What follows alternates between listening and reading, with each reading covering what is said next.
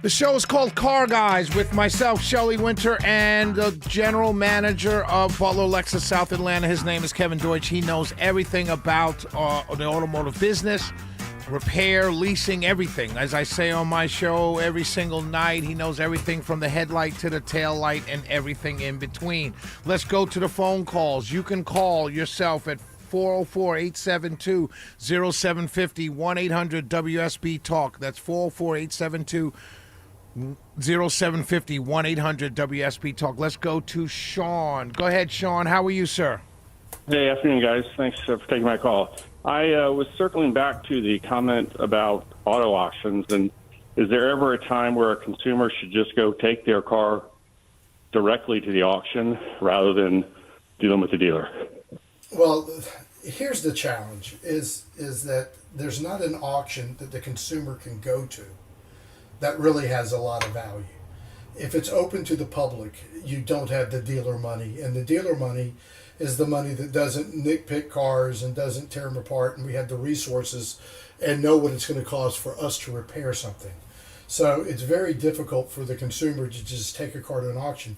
Now, if you don't want to deal with selling a car and all of the stuff that goes with it, there are a handful of auctions that are open to the public, which you could go to, and you'll get your money. Usually, it's not going to be the same money that you would get by selling at retail, but it brings the buyers to you instead of you getting the buyers. But how does that compare to the trade-in value you get from a dealer versus retail sale? Well, that's a great question. First of all, whatever you get trade-in value at the dealer is enhanced by 7%. So it's 107% instantly because you don't pay sales tax on the trade-in. So if you get $10,000 for the trade, it saved you $700 in sales tax. Does that make sense? Yes, sir. Thanks for your help. Then on top of that, the dealer will probably pay you more than Joe, who wants to fix the car up in his garage and then sell it for profit. Thank you, Sean. Thank you much. Yes, sir. Let's go to John. Go ahead, John. Hold on, John. 404-872-0750, 1-800-WSB-TALK. Give us a call with all of your automotive questions. Kevin Deutsch is right here to answer them. Go ahead, John. Hey, guys. I got a 2009 Ford Escape 4-cylinder. I bought it at a used car dealer. Had 139,000. Now I've got 193,000 on it. And I do DoorDash, so I put a lot of miles on it. The transmission is starting to act up. It's starting to clunk. Every once in a while, it'll, like rev up and then clunk. It doesn't happen all the time, but it happens from time to time. Two things. I was wondering if changing the filter in the transmission would make any difference. I've heard it's not a good idea. And then the second question is, should I trade it in to the dealer that I bought it from, or go to another dealer and trade it in and not tell them about it? Well, no, I wouldn't tell them about it. That's up to them to find it. If a consumer brings me a car, I mean, it's up to me to put an OBD in and to make sure that they didn't turn off lights. It's up to me to make sure and drive the car that the car's good. That onus is not on you. I mean, it's nice of you, and it'd be wonderful if it was a moral world and everybody did that, right? But on the other hand, no, there's no reason to take it back to the specific dealer that you bought it from, any dealership. But I would take the vehicle today while the transmission's still working, and I would trade the car because, frankly, 5 out of 10 of the used car managers are going to be lazy. They're going to shortcut the process. They're not going to drive the car right, and they're never going to hear the clunk. So you're going to get the full value out of it, whether it's $1,500 or $2,000, and not get hurt. So just take it anywhere you want to go buy a car. Now, how would that work with my financing that I have now? Well, it's whatever you owe on that car will be added to the loan at the end of the trade-in. So let's say that you owe $2,000 on it, and they gave you $4,000. So you bought a $10,000 car, it'd be a $6,000 difference. You would add the sales tax back and then the payoff back in, because you still have to pay off that loan. Right. So it'll be added back at the bottom. Okay, I got you. Thank you, guys. Thank you, John. It. Yep. 448720750 1-800-WSB Talk. Those are the numbers for you to call. Kevin has all the answers around every single one of your automotive questions. Let's go to Liz. Hey, Liz, happy Saturday. Hey, how are you? Wonderful. I have a situation. I bought a new 2023 Chevrolet Equinox and totaled it last summer.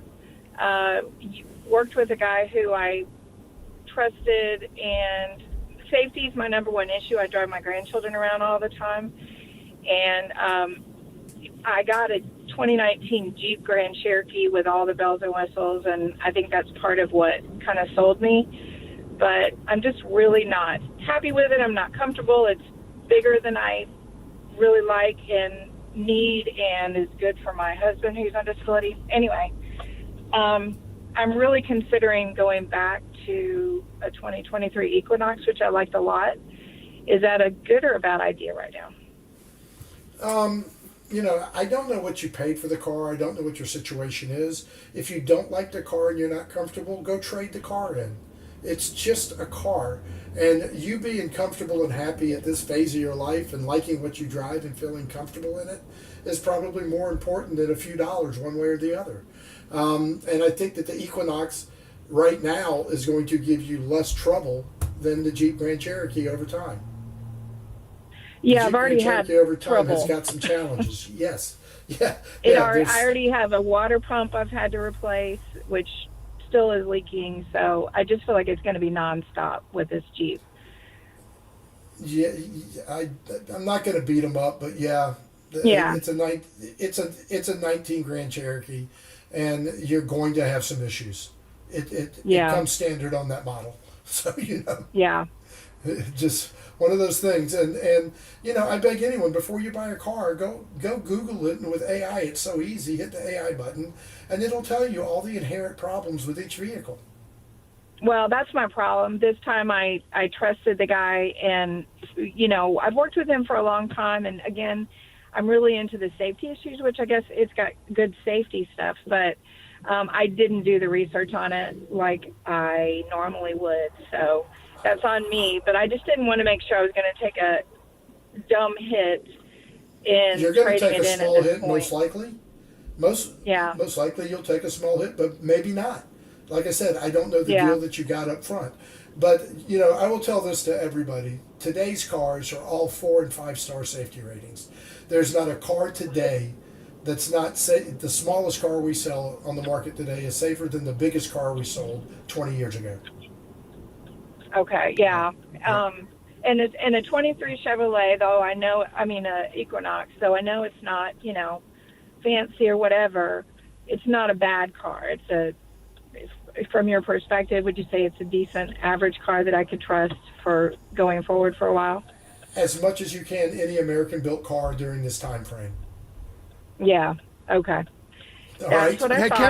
Kevin, let me ask a question on behalf of Liz. What does that mean? Because you guys seem to understand what you meant. But can you, for the rest of us, what do you mean by that? Right now, there's not an American manufacturer. GM has done a good job with Buick on quality, the best that they've done with any of their products. But they're not competing with the Toyotas and the Hondas and the Mazdas and the Subarus of the world right now. For dollar, you just get a better built car, and there's 100 reasons why, and that's half political and half on another show. Gotcha. But it's for a GM car, an American built car, it's a good product. A lot of America depends on them. They wouldn't own anything else. I'm not beating it up. I just, given the choice for me personally, if I was going to buy something in that size frame, I'm looking at a RAV4 every day. All right, Okay. Liz? That's really helpful. Thank you so much. Thank you. 448720750 1-800-WSB Talk. Let's go to Ruth. Hey, Ruth. Oh my God! Thank you. Hello. Hey, Ruth. Hey. Hi. This is Ruth. I was calling because I have a 2014 Toyota Prius with 206,000 miles on it, and I need an EV battery. You do And need a this hybrid is for- battery, don't you? $4,600. I was like, is it worth it? Then it's like other issues going on with the car. That's wear and tear. And so, I think you just answered your own question, didn't you? so if you're going to, if you want to just sell the vehicle and maximize your value out of it, you can go get, and I do not ever suggest this, $1,500. You can go get a cheap aftermarket hybrid battery installed in that car. The normal price for a Toyota store is $3,000 to $3,500 for that battery. So there may be some other things that are going with it. You can also go buy a refurbished, remanufactured battery, again for that $1,400 and $1,500 price. But it sounds like that the car is 12 years old, 200,000 miles. You said it has other issues. It might just be time. You know, sometimes we get our money's worth out of a car, and we just hate to go get a new one. But once you get your money's worth, you got your money's worth. I did. It served me well. What about? I was thinking about buying a Subaru. I'm a fan of the Subaru product. I am. Do they have an EV or a BE, a hybrid, the Subaru, Kevin?